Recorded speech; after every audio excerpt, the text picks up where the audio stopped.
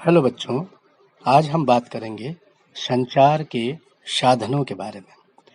संचार अर्थात एक जगह से दूसरे जगह या एक स्थान से दूसरे स्थान तक अपनी बात को किस प्रकार से हम पहुंचा सकते हैं, उसे संचार का माध्यम कहा जाता है। सबसे पहले हम बात करेंगे पुराने ज़माने की। बहुत समय पहले पक्षियों से, खासतौर से कबूतरों से एक स्थान से दूसरे स्थान तक अपने संदेश भिजवाने के लिए या अपनी बात को पहुंचाने के लिए कबूतरों का बहुत बड़ा सहारा लिया जाता था।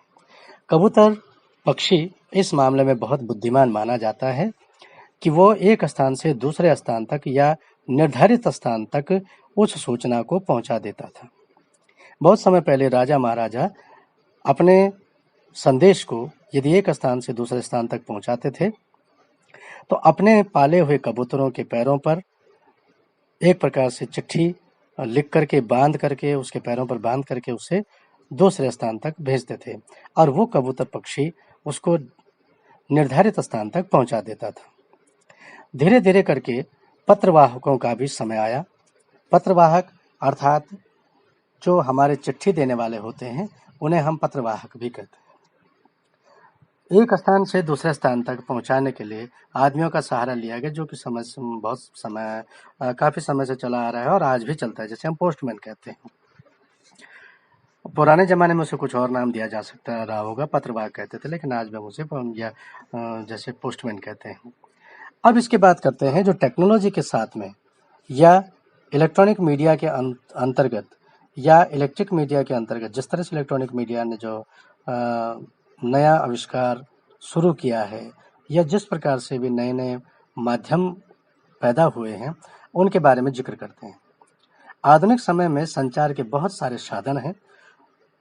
आज से कुछ समय पहले से ले लीजिए तो सबसे पहले रेडियो इसका सबसे बड़ा उदाहरण है। रेडियो, टेलीविज़न, इंटरनेट, ईमेल जो आजकल के समय में चल रहा है, लैंडलाइन जो जिसको हम बहुत समय पहले से चलता हुआ आ रहा है, और आज के समय में मोबाइल है, टेलीग्राम, पेजर जो पहले चलता था, फैक्स की मशीन भी पहले से भी चलती थी, अभी भी है। पहले से का मतलब ये नहीं कह रहा हूँ मैं कि बहुत हजारों साल पहले, लेकिन कुछ समय पहले से फैक्स की मशीन चलती है, जो आज के आधुनिक युग का संचार का माध्यम माना जा सकता है।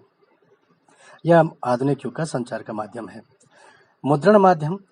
अब उसके बाद है समाचार पत्र, पत्रिकाएं जो हमारे पास आती हैं, तो समाचार पत्रों के द्वारा भी एक स्थान से दूसरे स्थान तक अपने बातों को या सूचनाओं को या संदेशों को भेजा जाता है। तो कहने का मतलब ये है कि ऐसा माध्यम जिसके द्वारा हम या कोई भी व्यक्ति अपने संदेशों को, अपने सूचनाओं को, अपने कही गई बातों को कागज के रूप में या बातों के रूप में या भाषा के रूप में एक स्थान से दूसरे स्थान तक पहुंचाते हैं, उसे हम संचार का माध्यम कहते हैं या संचार सुविधा कहते हैं।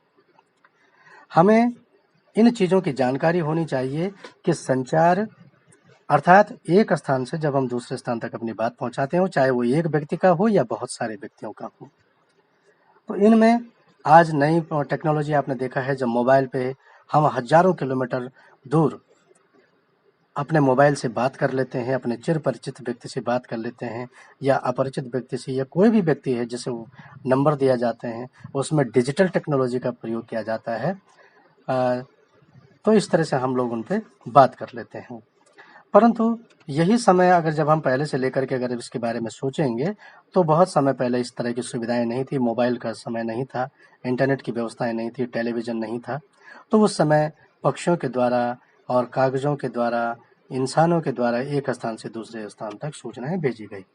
तो हमें इन चीज़ों की थोड़ी सी जानकारी होनी चाहिए कि संचार के साधन क्या होते हैं, संचार व्यवस्था क्या होती है।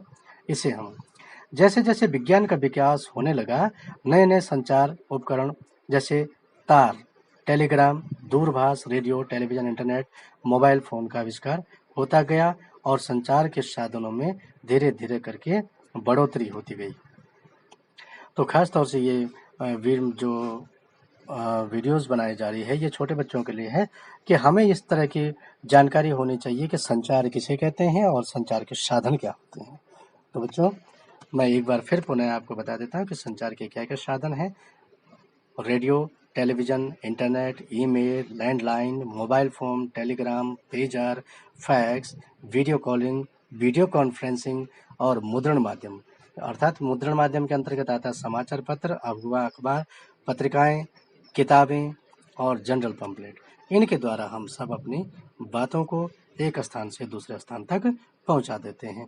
तो ये हमारा एक माध्यम होता है और इसे हम संचार के साधन कहते हैं।